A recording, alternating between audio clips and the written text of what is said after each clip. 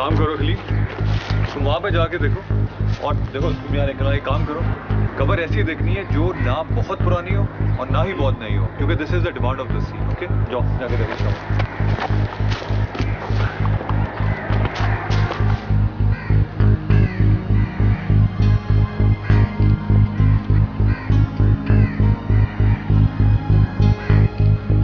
Nasir I think ये जो है ना ये बेहतर हो सकता है हमारे काम के लिए। मे भी हो सकता है, आप देखिए। जो मास्टर स्क्रिप्ट है इसको अपने पास होगी। बात सुनो, देखो कैमरा लेकर आओ, ये जो डेट है ना यहाँ से लेकर आओ और ये जो राइट साइड के 3 फूल है यहाँ से पैन करके आओ, फिर पीछे से लाओ और ऊपर जाओ and then take Nasir in the frame. और बूम का शेडो देखना लास्ट में भी बड़ा था। नासिर साहब शुरू करें? बिल्कुल सर। तैयार है? Yes sir. यार पहले वाला काम नहीं करना, ठीक है? No sir, not this time, not this time. Yes sir, इंशाल्लाह। तो नहीं भूलोगे? इंशाल्लाह। ओके, ये फूल पकड़ो और एक चीज देखो दिमाग में रखो, देख आंखों से रहे हो, बोल दिल से रहे हो, and I want it with full emotions this time. शुरू करें? Okay camera rolling at the count of 5 action. कितनी खुदगर्ज हो तुम, सिर्फ अपने बारे में सोचा तुमने। अगर इस दुनिया से इतनी नफरत थी तो मुझे इस नफरत भरी दुनिया में क्यों अकेला छोड़ दिया तुमने। बहुत खुदगर्ज हो तुम, बहुत खुदगर्ज, मगर मोहब्बत तो बेगर्ज होती है। बहुत बड़े बड़े दावे किए थे तुमने, टुगेदर फॉरएवर, टुगेदर फॉरएवर। कहां गए तुम्हारे सारे दावे? क्या वो भी इस मिट्टी में मिल गए तुम्हारे साथ? क्या वो भी इस मिट्टी में मिल गए?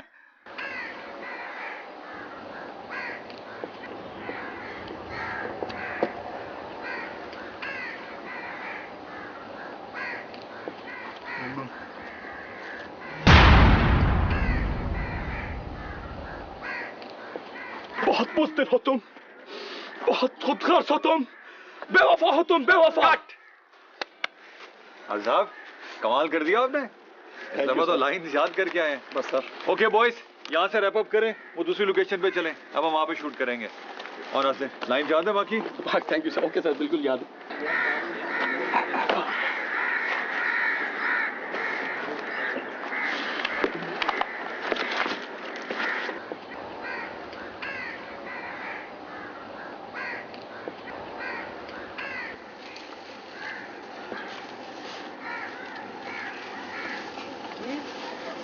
ये फूल यहाँ कौन रखी है?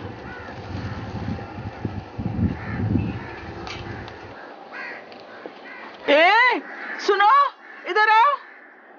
हाँ हाँ, मैं तुम्हें बुला रही हूँ, इधर आओ भाई।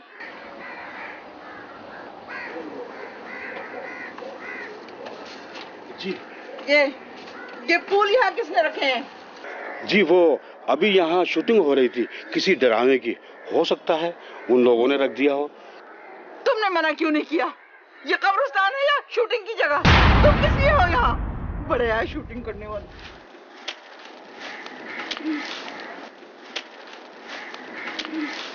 अम्मा ये आप क्या कर रही हैं? ये भी तो फूल ही हैं। फूल? ये फूल है? और ये जो मैं लेकर आई हूँ फूल, इनका क्या होगा? मेरे फूल असली हैं, किसी ड्रामे का हिस्सा नहीं है। और ये झूठे फूल हैं, ये धोखे के फूल हैं, ये तजलील है मेरी बेटी की, तजलील है इस कब्र की।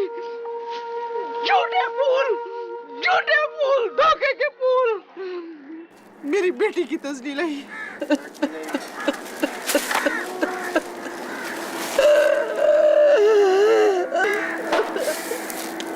ओह नहीं नहीं, आप ठीक है बस छोड़ दो मुझे मेरे हाल पे, छोड़ दो मुझे मेरे हाल पे।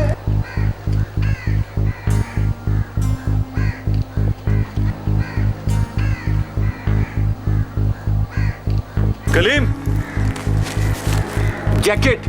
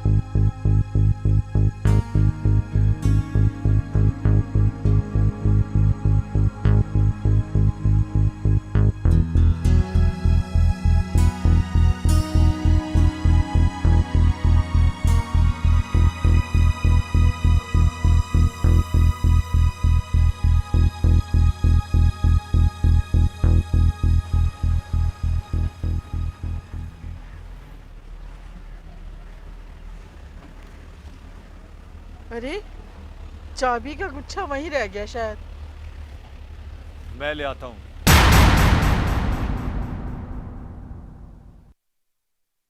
तुम? जी आप यहीं पर मेरा इंतजार करें, मैं। नहीं, क्या अब तुम दोबारा वहां जाओगे? रहने दो। अच्छा अम्मा एक मिनट ठहरे। पीछे हटिए।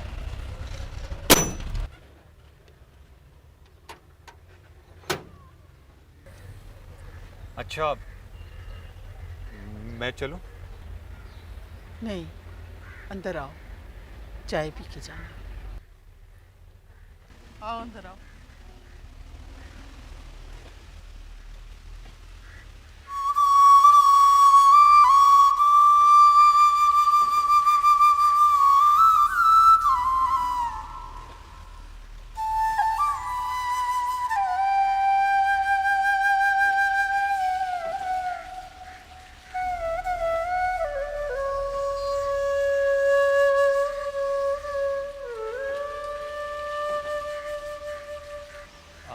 बैठो। हेलो। हाँ हाँ भाई। नहीं मैं ज़रा जल्दी में था। हाँ बताओ। अच्छा नहीं, आधा एक घंटा या शायद कुछ जल्दी। खैरियत? मैं कहीं ठहर गया था किसी एक कहानी की तलाश में। 40-45 मिनट लगेंगे। अच्छा चलो ठीक है, ओके, खुदा हाफिज।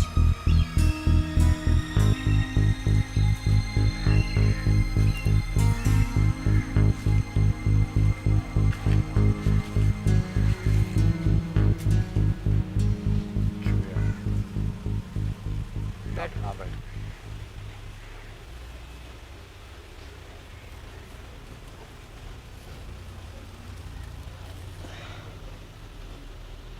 आपकी तबीयत ठीक तो है ना? आप इतनी दुखी क्यों हैं? ये चाय ले लीजिए शायद। किसी चीज को दिल ही नहीं चाहता। बहुत बोझ है, बहुत बोझ। जैसे जैसे सीने पे सिल रखी हुई। आप यहाँ पर बिल्कुल अकेली रहती हैं? आपके साथ यहाँ पर कोई नहीं रहता? जो यहाँ रहता था मेरे साथ, वो बहुत दूर चला गया। लेकिन मैं फिर भी अकेली नहीं हूँ। मगर फिर भी कोई सहारा। यादें बहुत बड़ा सहारा होती हैं। इस घर के कोने कोने में, दरो दीवार पर साएं साएं करती, साए की तरह मेरे साथ रहती। इन यादों के सहारे मुझे कभी अकेलेपन का एहसास नहीं हुआ। इन्होंने मुझे कभी तन्हा नहीं होने दिया।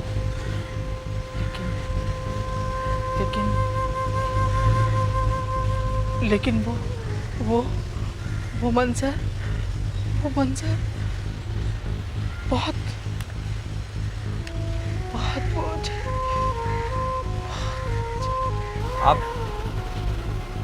आप कुछ बताएं ना अपने दुख के बारे में। शायद यूं ही कम हो जाए कुछ ये बोझ। कौन हो तुम? क्यों बताऊं तुम्हें? ये मेरा जाती गम, सिर्फ मेरा। समझे तुम? जी चाय पियो और जी चाय पियो और जाओ। मैं चलता हूँ। अब कल दोबारा आऊँगा आपकी चाबियों का गुच्छा वापस करने के लिए। खुदा हाफिज।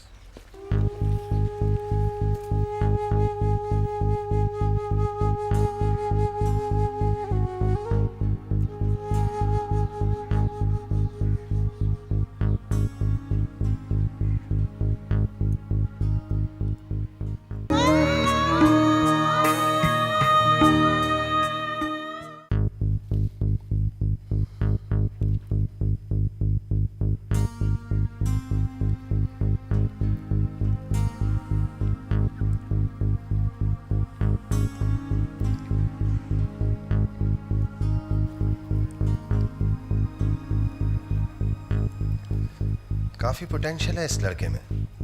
कम उम्र है मगर अप्रोच बहुत मैच्योर है। कुछ प्लेस तो इसके ऑन ईयर भी आ चुके हैं, काफी कामयाब गए। अच्छा, इसको जफर बाद में देख लेंगे। मुझे वैसे भी यार आज कुछ थकावट सी हो रही है, पता नहीं क्यों। तो वैसे भी जफर इस काम से बोरियत सी होने लगी है। बोरियत?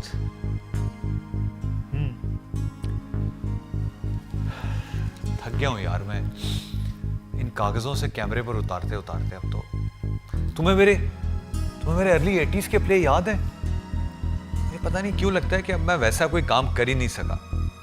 वो गहराई, वो बात जो दिल में लगे जाकर, वो मजा फिर नहीं आया। तो मुझे यूं लगता है कि बस मैं गुजारा ही कर रहा हूं। मगर तुम्हारा पिछला प्ले वो तो काफी कामयाब गया था। जफर, मैं कामयाबी की बात नहीं कर रहा। मुझे समझ नहीं आती। मुझे यूं लगता है जैसे मैं अपने आप को सेटिस्फाई नहीं कर सक रहा।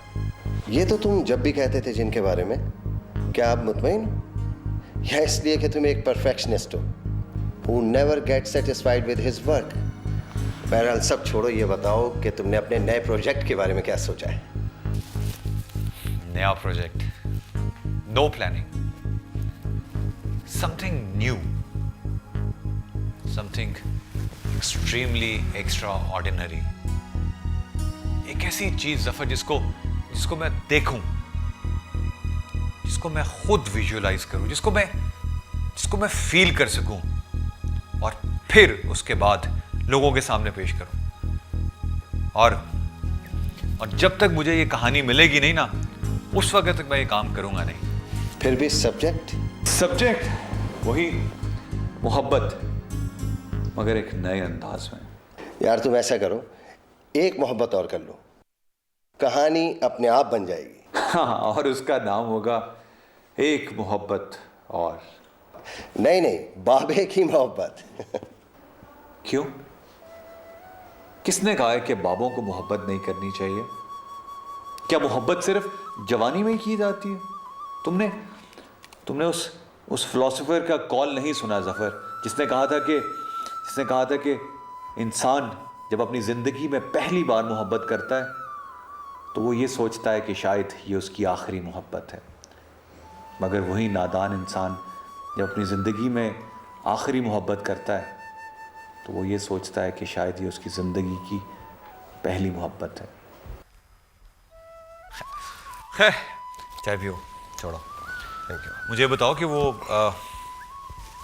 रिकॉर्डिंग की डेट्स तुमने बात की थी? हाँ, मैंने बात की थी।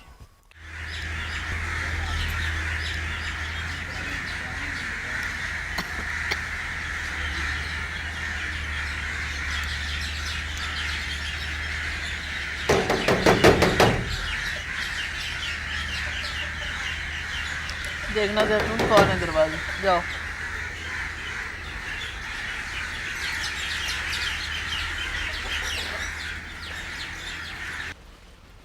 कौन है जी? जी वो मैं आप। अस्सलाम वालेकुम जी। वालेकुम सलाम। खाला जान घर पे हैं? हाँ, उनकी कुछ तबीयत ठीक नहीं है। तबीयत? कौन है जैतून? वो मेरा ख्याल है वकील साहब आए हैं। अरे उन्हें फौरन अंदर लेकर आओ भाई।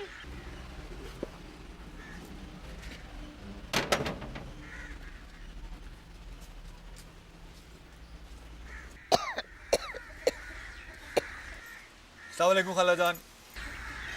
अरे ये वो चाबियां रह गई थी ना कब्रिस्तान में, तो मैंने सोचा कि आपको देता जाऊंगा। और वैसे भी उस दिन आपकी तबीयत कुछ ठीक नहीं थी, तो मैंने सोचा कि आपकी तबीयत का हाल मालूम कर लूं। बैठ। शुक्रिया। ओहो, ये तो गिर गए। चलो शुक्र है। आज की खुराक तो बाकी है, कल वापसी में लेती आऊंगी। कोई जरूरत नहीं है दवा लाने की, कुछ असर नहीं रहा इन दवाओं में। वैसे भी चल चलाव का वक्त है और जीने की ख्वाहिश किसे है। कब से है ये बीमारी? काफ़ी अरसे से जी। कभी कभी दिन की हालत बहुत ख़राब हो जाती है, फिर इन्हें संभालना बहुत ही मुश्किल हो जाता है। फिर ये कब्रिस्तान चले जाती है और वहाँ जाकर इनकी हालत और ख़राब हो जाती है। वकील साहब, वहाँ होता क्या है? धूल मट्टी और गम। क्या सुनती है वहाँ जाकर? ठीक ही तो कह रही है खाला जान जी, कब्रिस्तान में धूप और मिट्टी आपकी सेहत के लिए वैसे भी मुज़िर है। कुछ नहीं कहती मुझे वो धूल मिट्टी, कुछ नहीं कहती। नहीं मानती, कोई लाख समझाए मगर ये ज़रूर जाएंगी। दुआ के लिए चक्कर मुझे लगाने पड़ते हैं।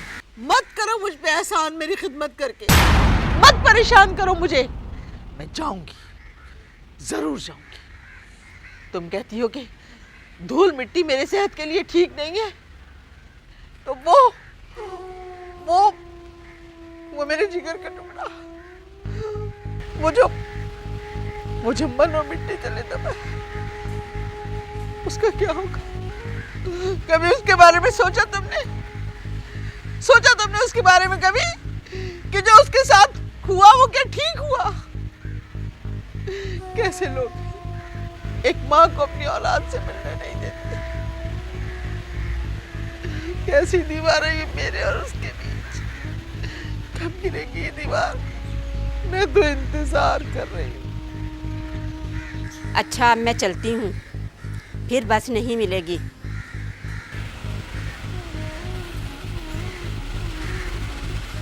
वैसे ये ठीक कह रही है खाला जान, आपको अब आराम करना चाहिए।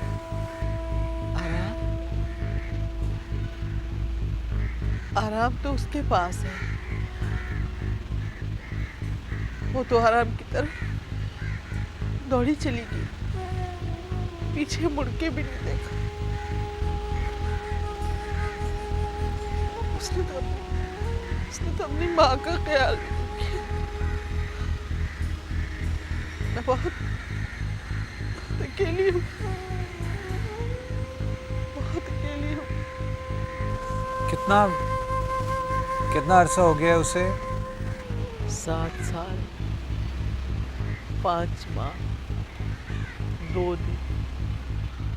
लेकिन वक्त माँ के दिल से कभी औलाद की याद को खत्म नहीं कर सकता, चाहे 7 सदियां बीत जाए। अभी कल ही किसी बात लगती है, खुद से बातें करती, खेलती, खुद ही शेर पढ़ कर सर धुलती। हाय मेरी मासूम बच्ची, हाय, हाय, हाय।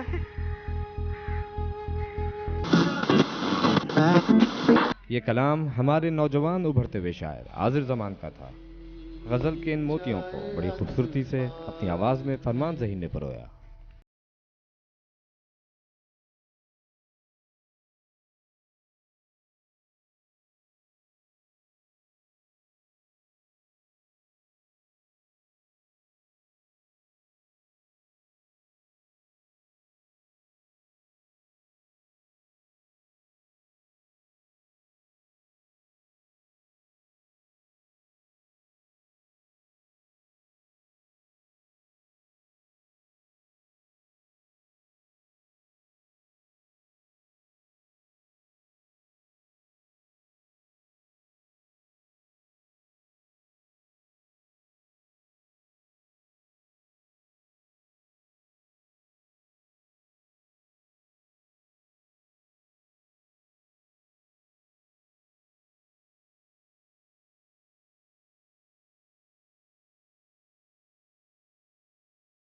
वाली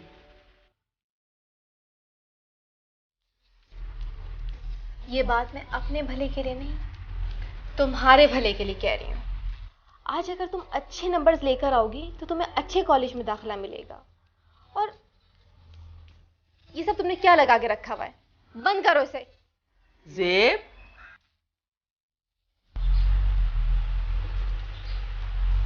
क्यों डांट रही हो तुम मेरी प्यारी सी बेटी को? है अम्मी, मैं डांट कब रही हूँ?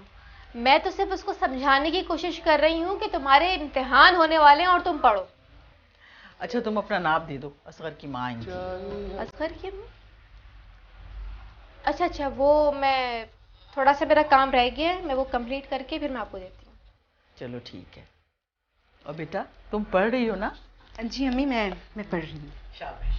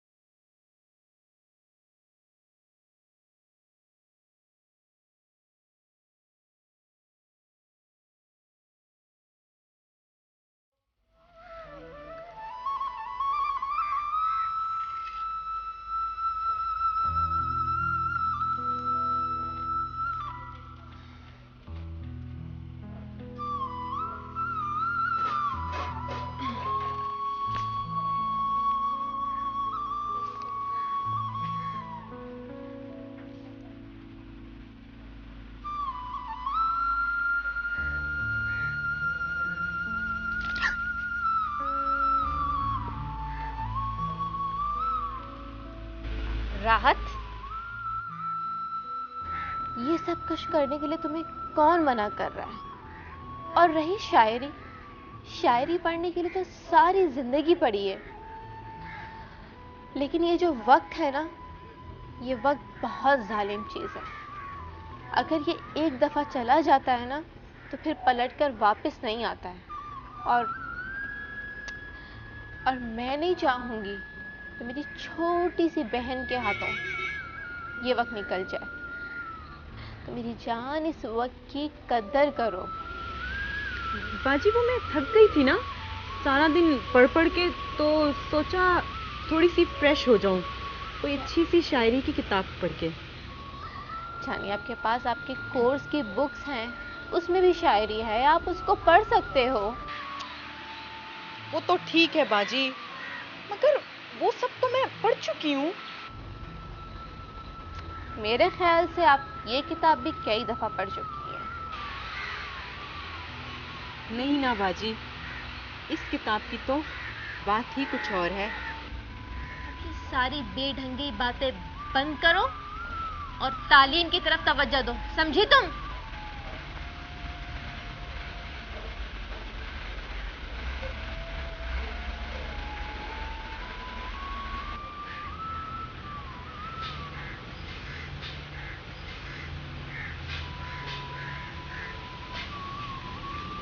देखो, हर बात का एक वक्त होता है और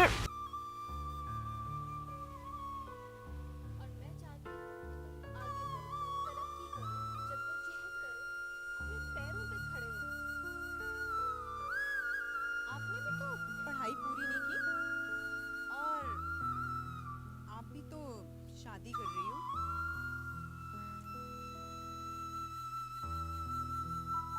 मैंने कहा ना, हर काम का एक वक्त होता है और शायद मेरी किस्मत में पढ़ना था ही नहीं। किस्मत तो फिर ठीक है, अगर मेरी भी किस्मत में हुआ तो पढ़ लूंगी। जी नहीं, बैठो। किस्मत ना हाथों की लकीर नहीं होती है, वरना मेहनत, जद्दोजहद, कोशिश सब कुछ बेकार चला जाए। खैर, मैं ये चाहती हूँ कि तुम अच्छी से अच्छी तालीम हासिल करो, क्योंकि अगर तुम तालीम हासिल नहीं करोगी तो तुम्हारे पास अच्छे रिश्ते भी नहीं आएंगे। और जिन लड़कियों के पास तालीम नहीं होती है, उनको बांध दिया जाता है, उनको बिल्कुल बांध दिया जाता है। हाँ बाजी, बाजी एक बात पूछूं आपसे, नाराज तो नहीं होंगी? नहीं। क्या आप खुश हैं? मैं? हाँ, मैं खुश हूँ। मेरा मतलब है, क्या आपको असगर भाई वाकई अच्छे लगे? हाँ, अच्छे लगे हैं। मगर बाजी, आपने तो उन्हें आज तक देखा तक नहीं है। अरे पागल, किसी के अच्छे लगने के लिए क्या उसको देखना जरूरी होता है? और अब तुम पढ़ो, अपनी तालीम पे तवज्जो दो, समझी? बाजी, ये तो दे दे। ये अच्छा, प्रॉमिस है बाजी, इसे पढ़ूंगी नहीं, लेकिन रखूंगी अपने पास। पढ़ोगी नहीं? प्रॉमिस? प्रॉमिस। इम्तिहान की तैयारी करोगी? पढ़ना नहीं है।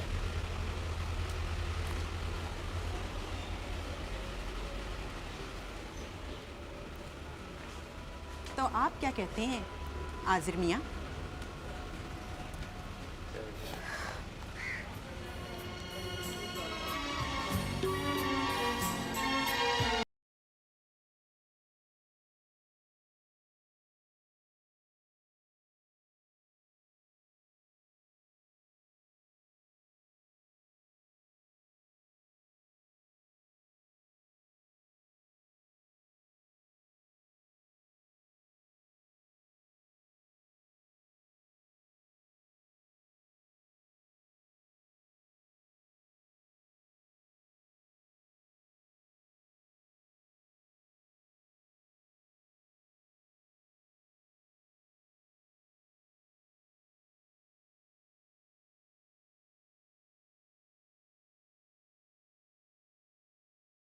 ए राहत, जी अम्मी। बेटा, तुम अभी तक तैयार नहीं है? घर मेहमानों से भर गया है। लाओ ये मैं कर दूं, तुम तैयार हो जाओ। नहीं अम्मी, मैं खुद ही कर लूंगी, और मुझे तैयार होने में थोड़ा टाइम लगेगा। क्यों? तुम तो बड़ी जल्दी तैयार हो जाती थी। अच्छा ठीक है, जल्दी से तैयार हो जाना, और ये चूड़ियां जरूर पहन लेना, ठीक है?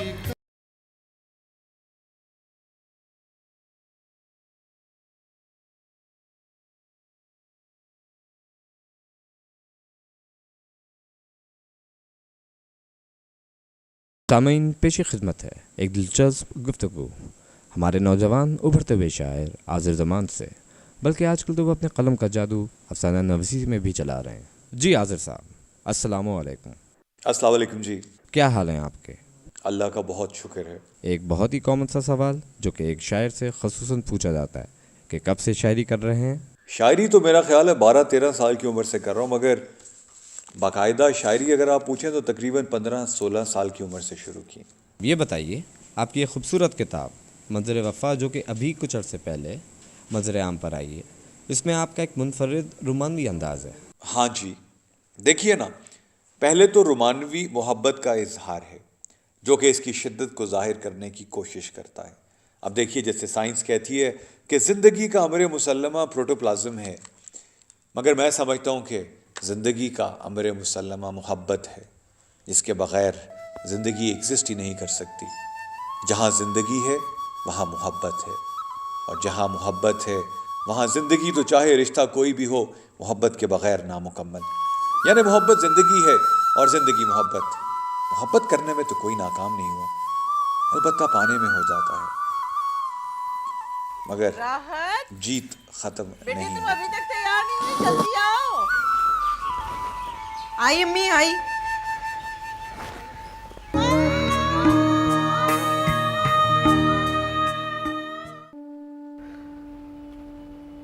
तुमने कभी ऐसे परिंदे को देखा है जिसके पर कट चुके हो? वो कितना तड़पता है उड़ने के लिए, कितने हाथ पांव मारता है, मगर थक हार के कोने में दुबक के बैठ जाता है। ऐसी ही तड़प थी उसके चेहरे पर, उसकी उम्मीदें टूट रही थी। ऐसे ही परिंदे की तरह लड़ती रही, उम्मीद का दामन हाथ से नहीं छोड़ा, लड़ती रही, लड़ती रही। आखिरी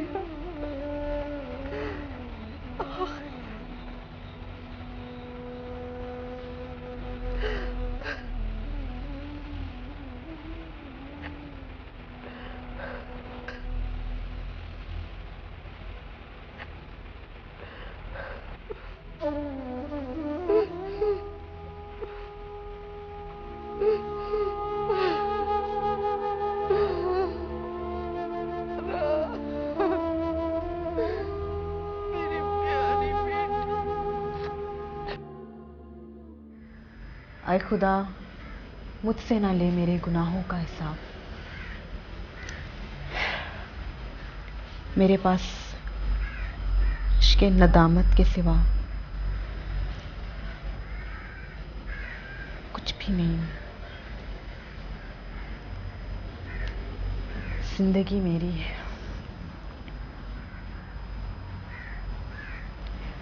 आजिर के सिवा कुछ भी नहीं।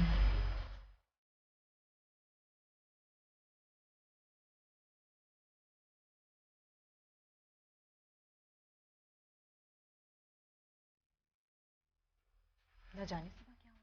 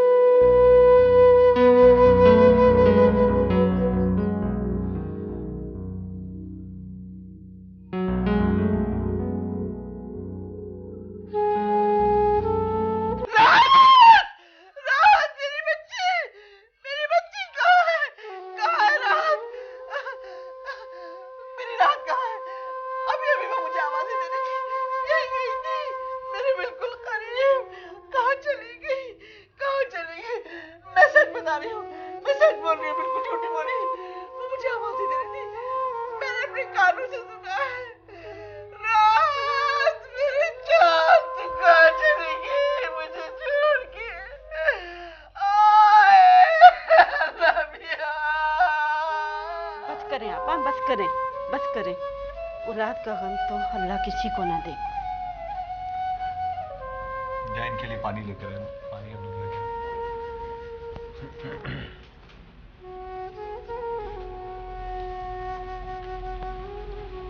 बहुत कमजोरी हो रही है, किसी डॉक्टर से फौरी तौर पर रब्ता करना पड़ेगा।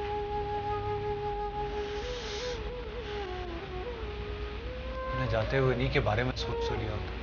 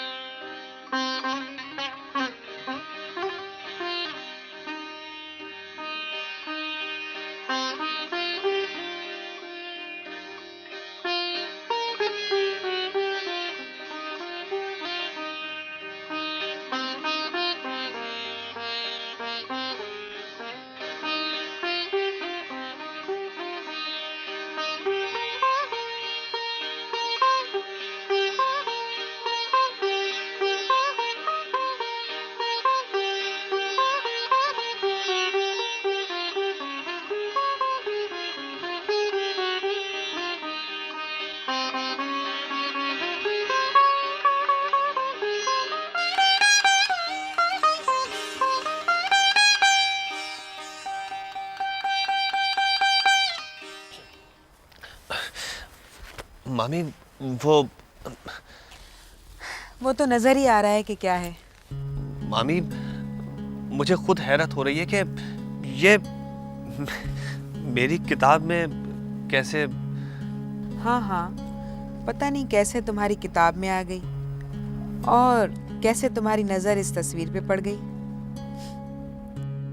कैसे तुम पिछले 15 मिनट से इस तस्वीर को देख रहे हो। मुझे तो ये किसी आसेब का काम लगता है। वैसे भी कुछ दिनों से ये घर भारी महसूस हो रहा है और इसका सबसे ज्यादा असर तुम पर हुआ है। मुझे लगता है कि इस जिन का कुछ बंदोबस्त करना ही पड़ेगा। मामी वो ये बात नहीं है कि। हाँ, बात क्या है मुझे मालूम है। पसंद करते हो ना इसे। मामी आप ऐसी बात। कैसी बात है जो तुमसे कही नहीं जा रही। तुम्हें देखकर तो कोई भी ये नहीं कह सकता कि तुम मेडिकल की तालीम के बाद 3 साल बाहर रहकर आए हो। गिग्गी बन जाती है तुम्हारी तो बात करते हुए। अहमर, एक बात कहूं तुमसे। मैं बे औलाद जरूर हूं, लेकिन एक माँ की तरह तुम्हें पाला है। ममता के जज्बात समझती हूं। बहुत पहले से ही जानती थी कि तुम राहत को पसंद करते हो। हम मुकदमा क्या जीते, बिल्कुल कट के रह गए, जैसे शहर बदर हो गए। सिर्फ हमसाए नहीं थे वो, अपनों से बढ़ के थे। कह रखा है मैंने राहत की माँ से कि जल्द आएंगे तुम्हारे घर, तुम्हारी खुशी मांगने जाऊंगी। अंदर आ जाओ, मगरिब हो रही है। जी मामी, आता हूँ।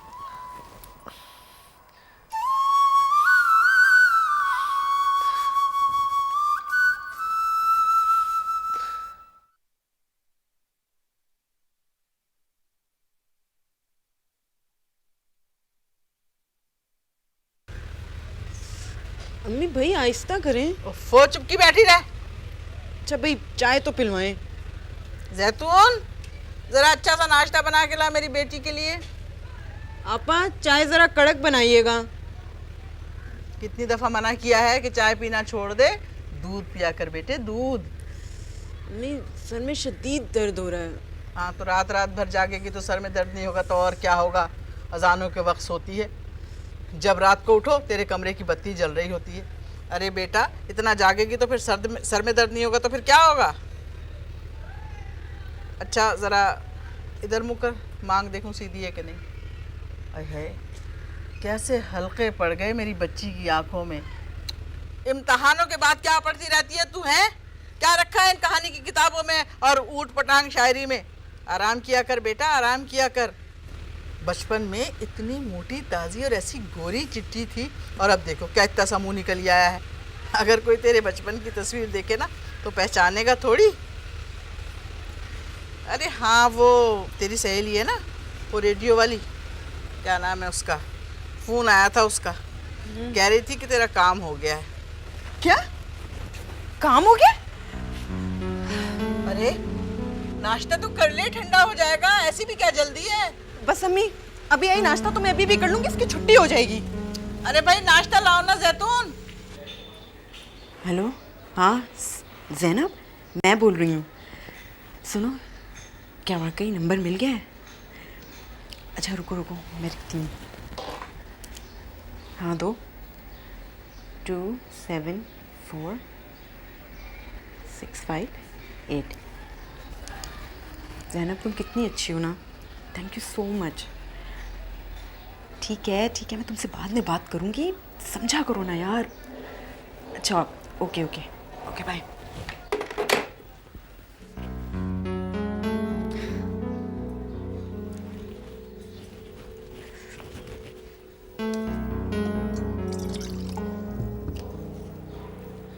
राहत बेटा नाश्ता तो कर लो, ठंडा हो रहा है। जी अम्मी भी करती हूँ मैं नाश्ता।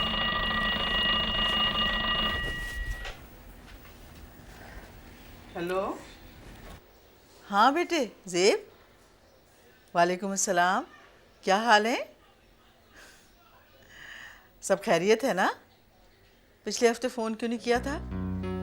अच्छा, असगर ठीक है? और मानो? ज़ेब का फोन है। हाँ बेटे, हाँ हाँ, मेरा खत मिल गया। हाँ, तुम्हारा चेक मिल गया था। Hello hello hello hello, cut गया।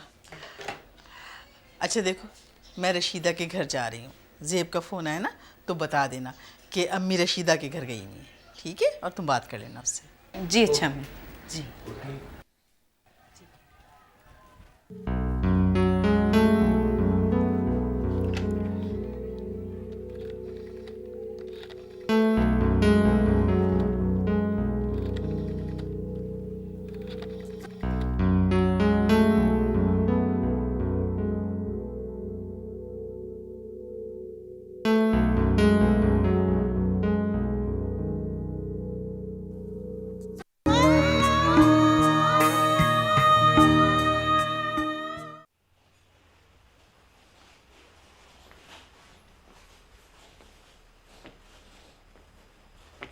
कौन? कौन है भाई? आ जाओ, दरवाजा खुला हुआ है। अस्सलाम वालेकुम।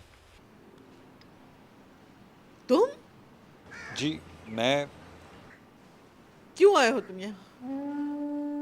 कुछ नहीं है यहाँ, कुछ नहीं मिलेगा तुम्हें। चले जाओ वापस, वापस चले जाओ। क्या रिश्ता है मेरा तुम्हारा?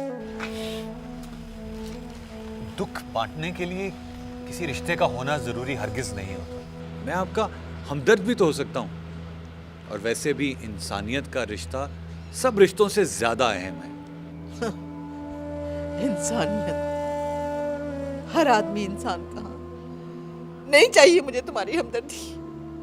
तुम्हारी हमदर्दी से वो वापस तो नहीं आ जाएगी। नहीं चाहिए। माँ जी वो जानती हूँ तुम्हारी इंसानियत की वजह। एक दिलचस्प किस्सा मिल गया तुम्हें लोगों को महसूस करने के लिए, इसीलिए आते जाते हो। कहानी के इख्तिताम तक साथ देने वाला हमदर्द नहीं चाहिए। नहीं चाहिए मुझे।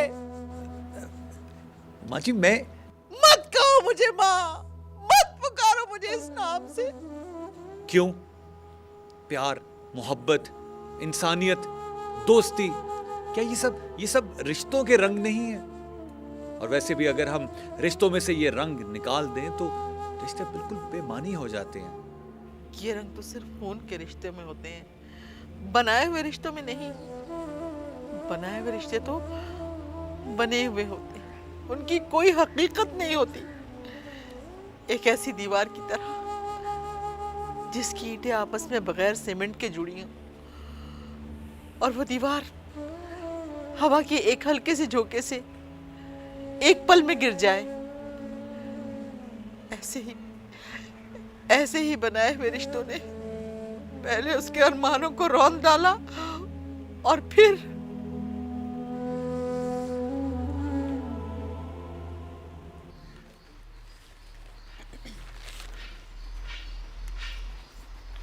अरे नाश्ता तो कर ले। 1 मिनट आई अम्मी।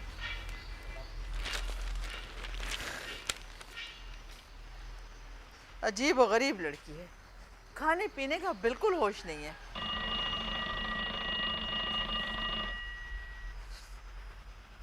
हाँ ज़ैनब, हाँ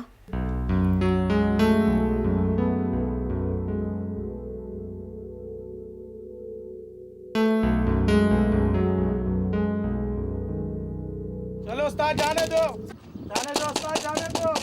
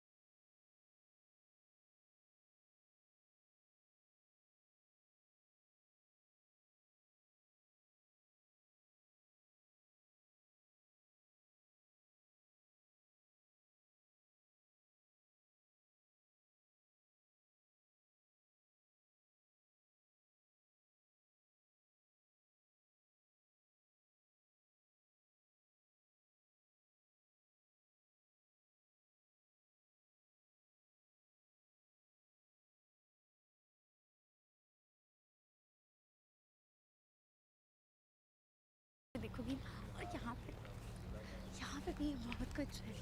हटो भाई, चलो पीछे। अरे बाबा पीछे, पीछे हटो यार। चलो चलो। एक्सक्यूज मी, रास्ता दीजिए। हटिए ना। चलो बाबा, ठहरो ठहरो ठहरो बेबी, क्या बात है?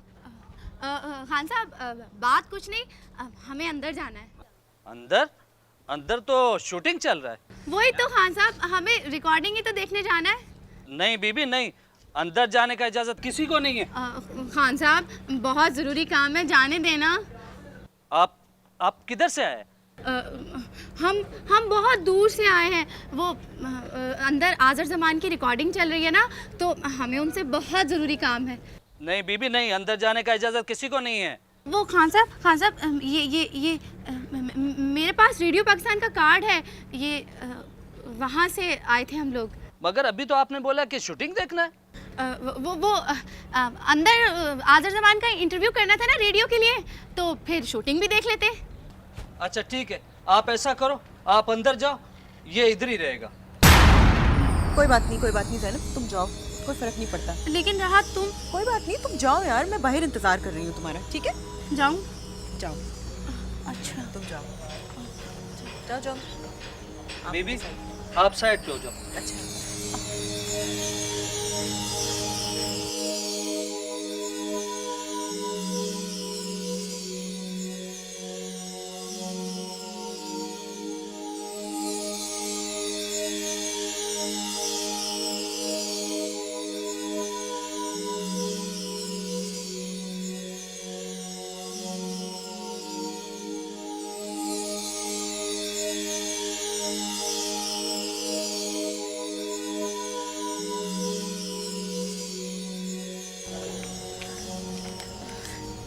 क्या बात हुई?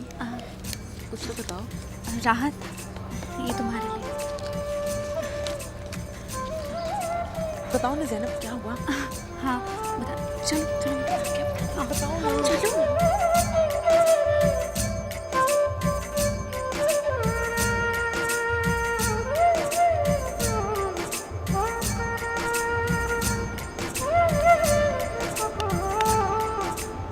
ओफो राहत, सख्त बोर कर रही हो तुम, अब बस भी करो। 1 घंटे से एक ही जुमला पढ़े जा रही हो।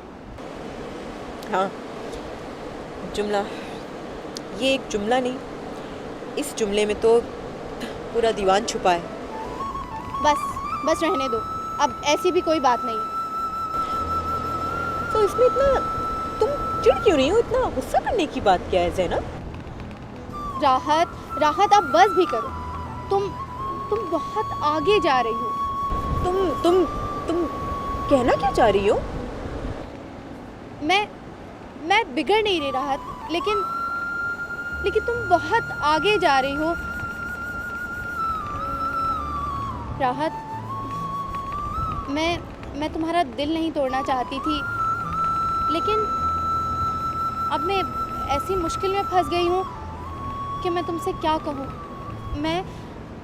मैं तुमसे ये कहना चाह रही हूँ राहत, वहाँ आज़र साहब इतने बड़े झमेले में फंसे हुए थे, उनसे मिलना तो बहुत दूर की बात, उनको देखना भी बहुत मुश्किल था। तुम यकीन जानो, मैं तुम्हारा दिल नहीं तोड़ना चाहती थी, इसलिए मैंने वहीं खड़े खड़े कागज़ पर ये लिख दिया।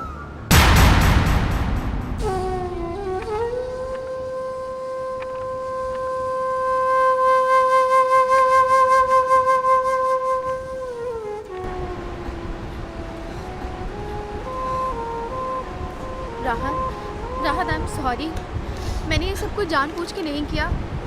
मैं बहुत सेल्फिश हूँ राहत, मैं बहुत शर्मिंदा हूँ। मैं तुम्हारा दिल नहीं तोड़ना चाहती थी राहत, प्लीज़।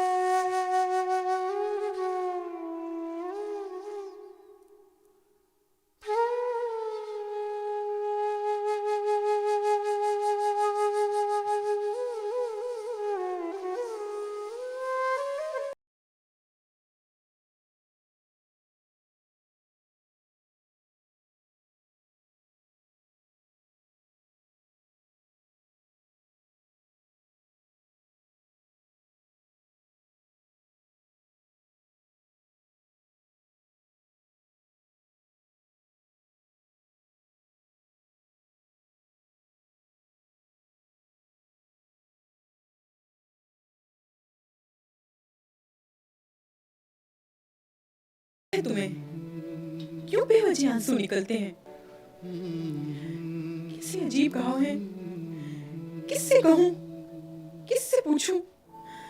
किसको समझाऊं? और कैसे कि जब खुद ही ना समझ सकी?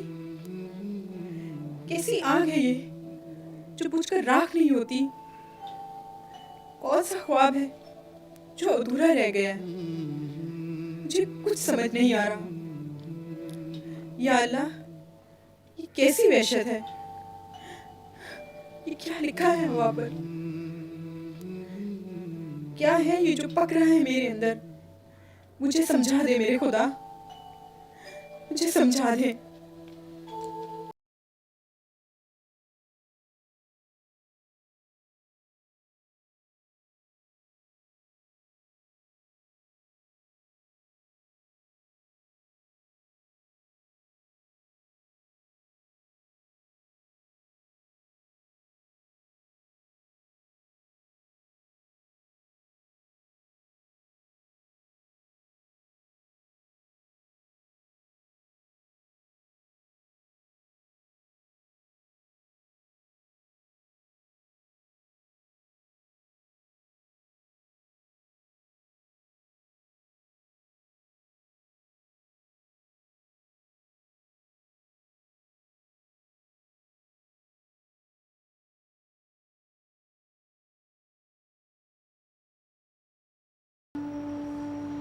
बंद आंखों से देखे हुए ख्वाब तो फिर भी सच्चे होते हैं, लेकिन खुली आंखों से देखे ख्वाब ख्वाब ही होते हैं। ख्वाबों के इस भंवर में ऐसा चकरा गई कि खुद ही को यहीं खो बैठी। उसे इंतजार था किसी का। मैं ज्यादा तो नहीं जानती,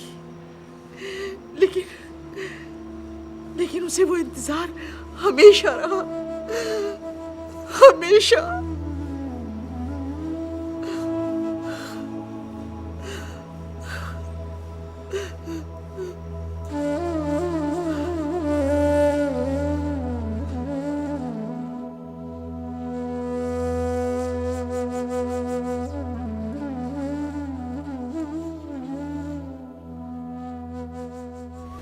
ज़ैनब, तुम?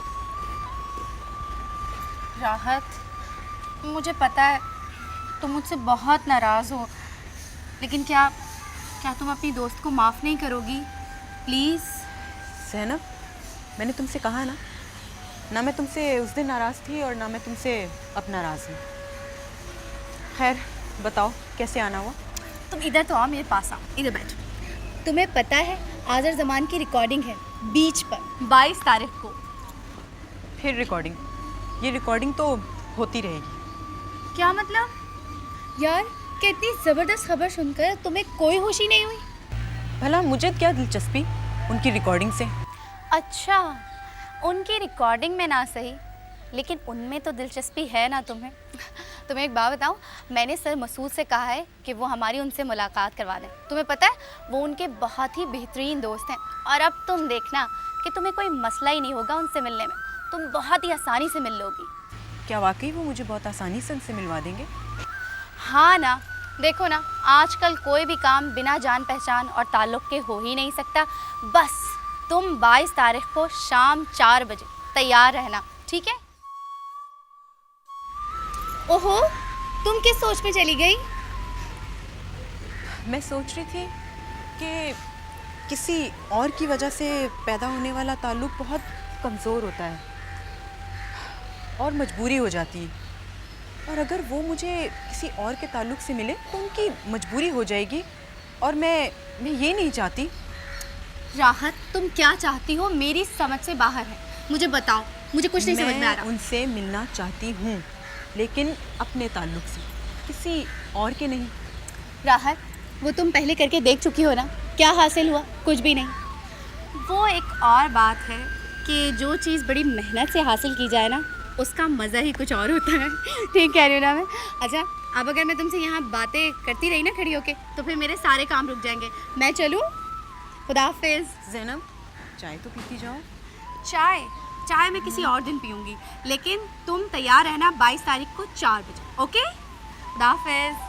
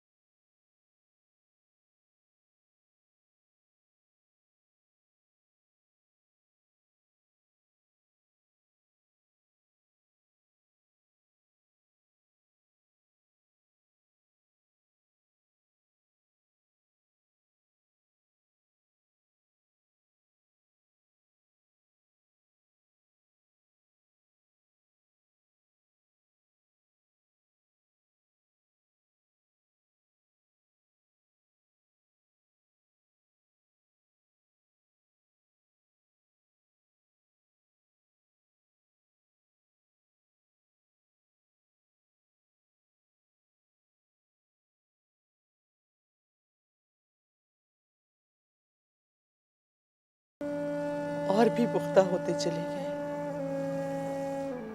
उसकी सोचों के ज़ाविये और भी मखसूस और मुंजमद होते चले गए। जो सोचती समझती वैसा ही होगा। बहुत हसास थी, पुरसुकून नजर आती थी बज़ाहिर, लेकिन सुकून नहीं था उसके अंदर। सुकून नहीं था उसके अंदर।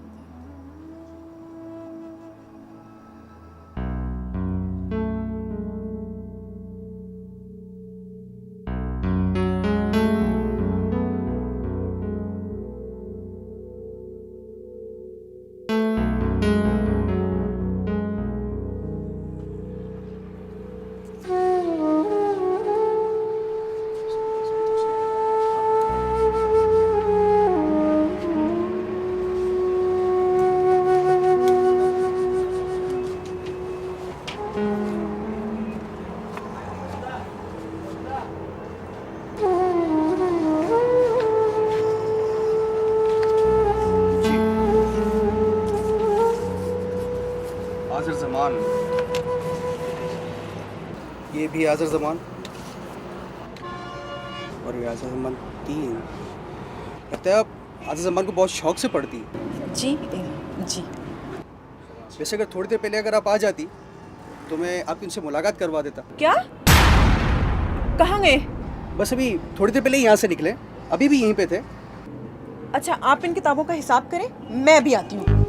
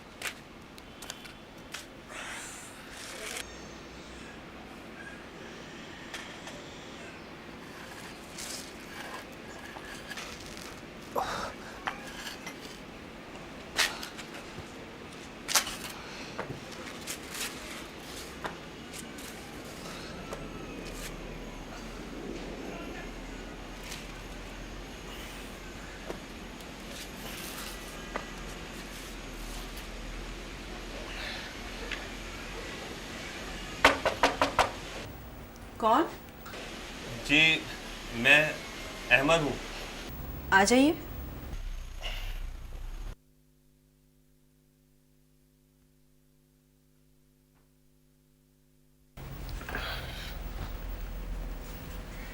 आप अब तक जाग रहे? आप सोई नहीं अभी तक? वो मैं लिख रही थी। मैं भी पढ़ रहा था। बैठ सकता हूँ? जी जी जरूर।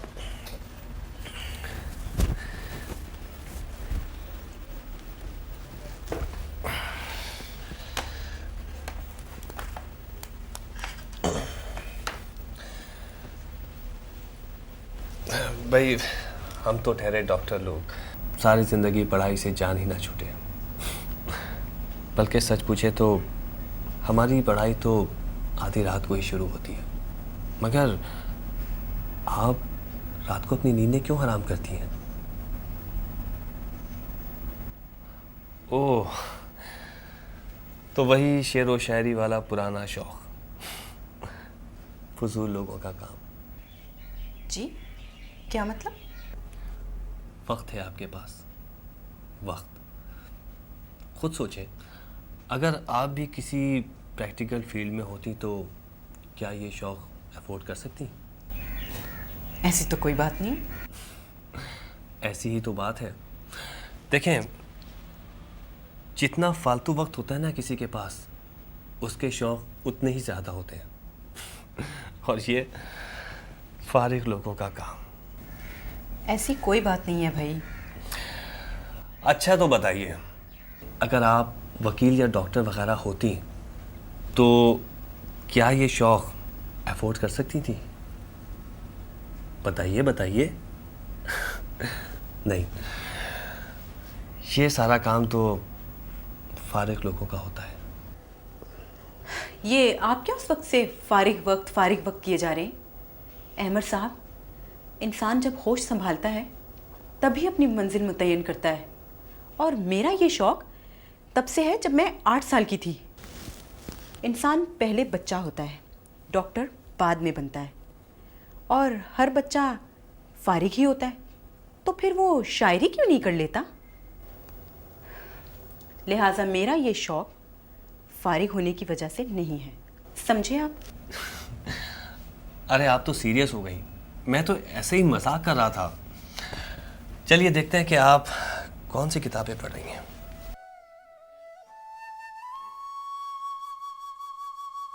इब्ने इंशा, गालिब, इब्ने सफ़ी।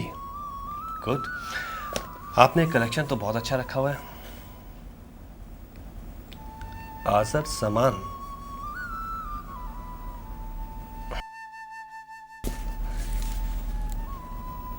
आज़र समान। वैसे बाय द वे, ये आज़र समान कौन से शायर हैं? आज से पहले मैंने इनका नाम नहीं सुना। रहने दीजिए, आपने कभी फैज़ या गालिब का नाम भी सुना है?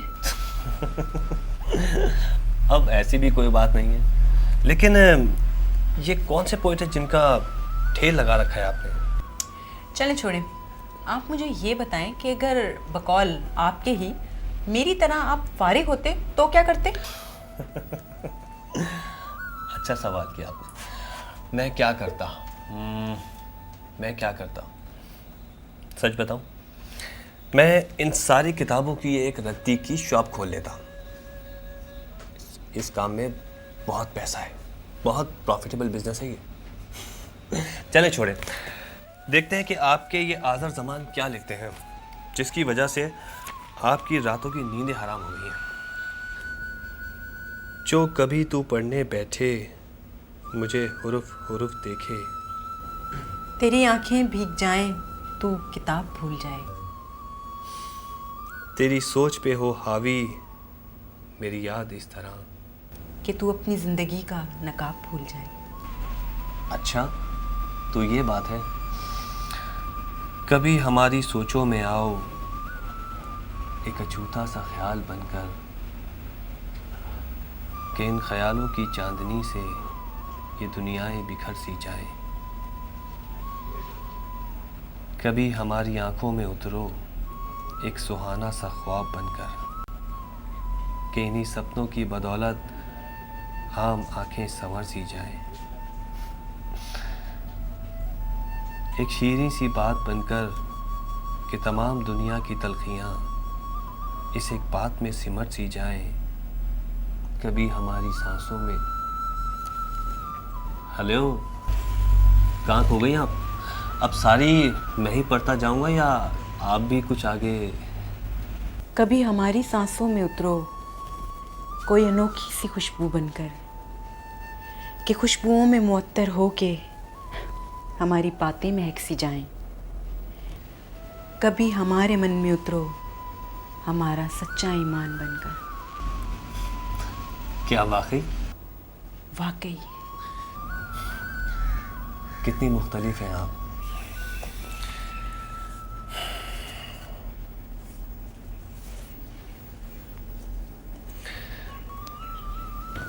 मैं सहारा लीजिए। नहीं, मुझे मसनूई सहारा नहीं चाहिए। मुझे हकीकी सहारा चाहिए। बनोगी मेरा सहारा? प्लीज, ये सहारा देने के बाद अपना हाथ मत खींच लेना। सहारा लीजिए अहमद साहब। जो सहारे ज़बरदस्ती मांगे जाते हैं मिलते ही नहीं, और अगर मिल भी जाएं तो देर पा नहीं रहते। क्यों? आखिर क्यों इस इनकार की वजह?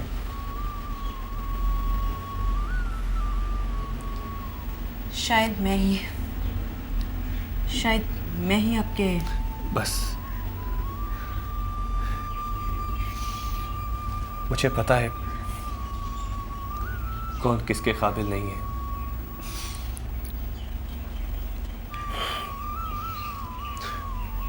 नमाज का वक्त हो गया है, मैं चलता हूँ।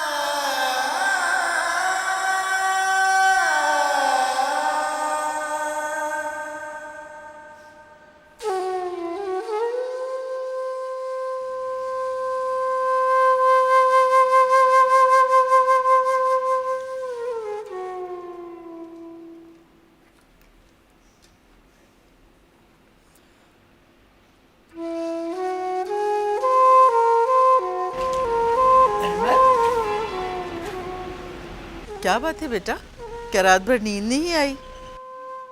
मेरा मतलब है इतने सवेरे सवेरे कैसे जाग गए? बस खाला जान, बहुत दिनों से यहाँ रह रहा था ना, तो और फिर कभी ना कभी वापस तो जाना ही था। वापसी? इतनी जल्दी वापसी की तैयारी? अरे परसों दोपहर को तो पहुंचे हो तुम लोग यहाँ, और अचानक वापसी की तैयारी? क्या बात है बेटा, तुम्हारे रवैये में अचानक कितनी तब्दीली कैसे आ गई? तुम इतने उखड़े उखड़े क्यों लग रहे हो? कोई बात हुई है क्या?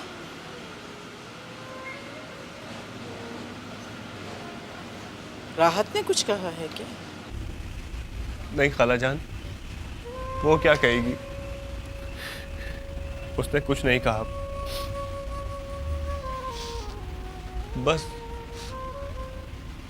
अपने आप को कोस रहा था। खाला जान अपना सा बहुत छोटा और खुदगर्ज महसूस कर रहा था।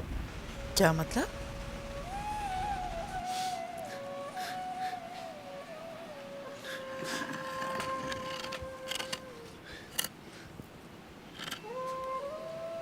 खाला जान,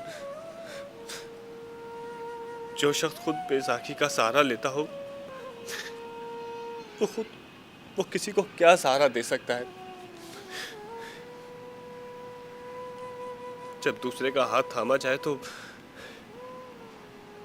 वो हाथ सहारा देने के लिए होता है, ना कि सहारा लेने के लिए। मैंने बहुत खुदगर्जी के साथ सोचा था, मगर खाला मैंने तो सिर्फ सोचा ही था।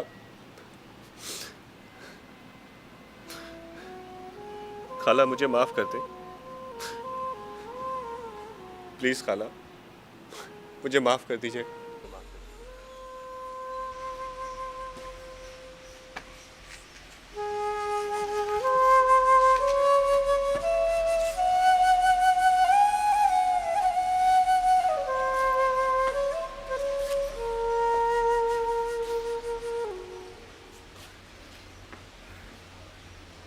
अच्छा अम्मी, अल्लाह हाफिज, मैं जा रही हूँ। राहत, राहत मेरी बात सुनो, इधर आओ। ऐसा तुमने क्या कह दिया? क्या हो गया अचानक कि दिन चढ़ते ही वो अपना बोरिया बिस्तर समेट के चलता बना? बताओ ना, बताती क्यों नहीं हो? देखिए अम्मी, मुझे कुछ नहीं मालूम। राहत, राहत मेरे सिवा और तेरा कौन है यहाँ? क्यों अपनी दुश्मन बनी हुई है? जवाब दे बेटा। प्लीज अम्मी, मुझे देर हो रही है। हाँ, बहुत देर हो जाएगी, बहुत देर हो जाएगी। अगर मेरी आंखें बंद होगी ना तो फिर तू कहाँ जाएगी?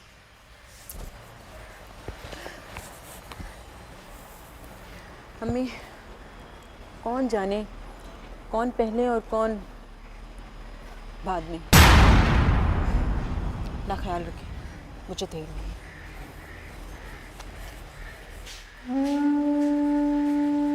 क्या हो गया ऐसे?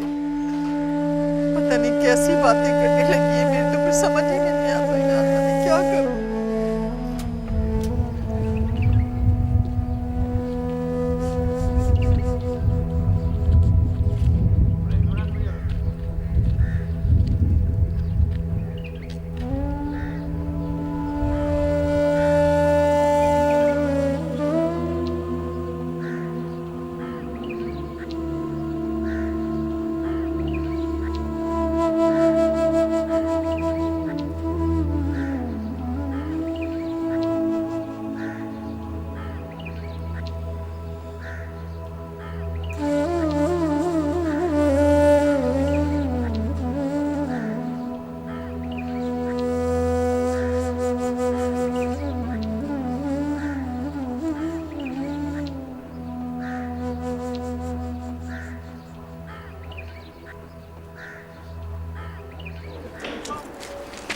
जी बीबी। आजिर साहब का घर यही? जी हाँ। मेरी मुलाकात हो जाएगी उनसे? नहीं, वो तो सुबह आकर सोए। सुबह आकर सोए हैं? अच्छा, तो फिर आप उन्हें उठा सकते हैं? नहीं, वो तो हमें ऑर्डर नहीं है, तो हम कैसे उठाए? ऑर्डर भी नहीं है उसमें। अच्छा, तो फिर आप एक काम करें। जी। आप ये दे देंगे। हाँ, मैं उसको ही। आपका नाम? जी। आपका नाम? जी, राहत। जी।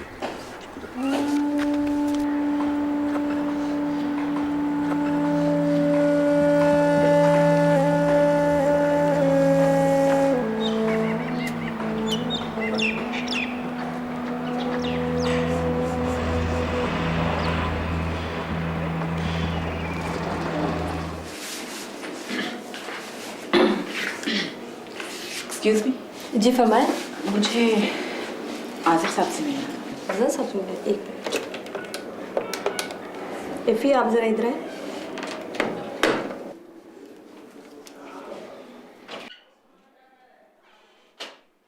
इफ़ी इनको आजिर साहब। आजिर साहब से कोई अपॉइंटमेंट है आपकी? नहीं, टाइम तो नहीं लिया था, लेकिन मेरा उनसे मिलना बहुत ज़रूरी है। सॉरी, अगर अपॉइंटमेंट नहीं है तो नहीं मिल सकते, काफ़ी बिजी हैं। उनकी मंगेतर आएंगे।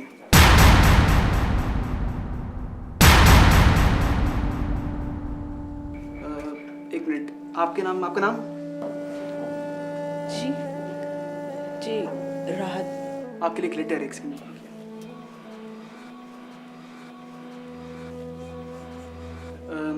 ये आपके नाम उन्होंने दिया। आपने कोई स्टोरी दी थी उनको? जी, ये उन्होंने दिया। Thank you.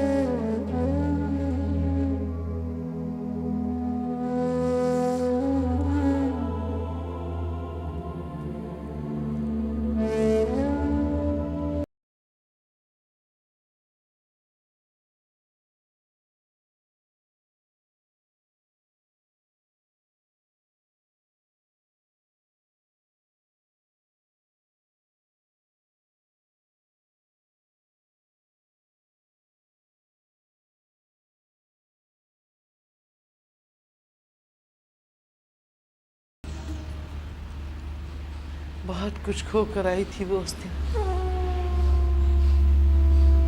उसके चेहरे पर लिखी दास्तान एक ही लम्हे में पढ़ रही थी मैंने। उसके दिल में जो आग जल रही थी, उसकी आंखों से उसके शोले झलक रहे थे।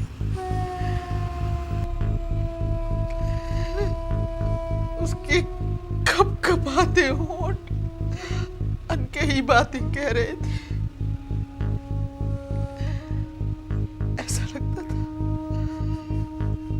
लगता था जैसे मैं अपनी किताबों की दुनिया और ख्यालों की दुनिया से निकल आई हूं।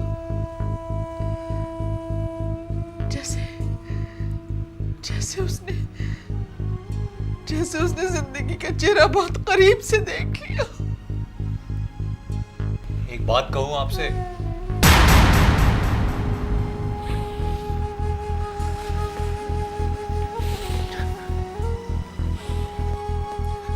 इस सारे किस्से में आजिर जमान का कोई कसूर नहीं था।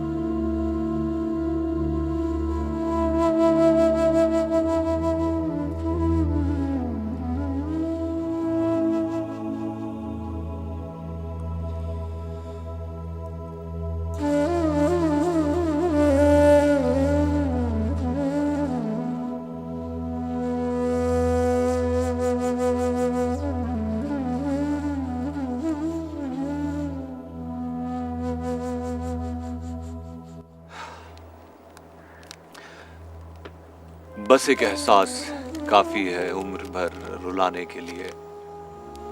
अब ना आएगा कोई कभी यहाँ नींद से जगाने के लिए।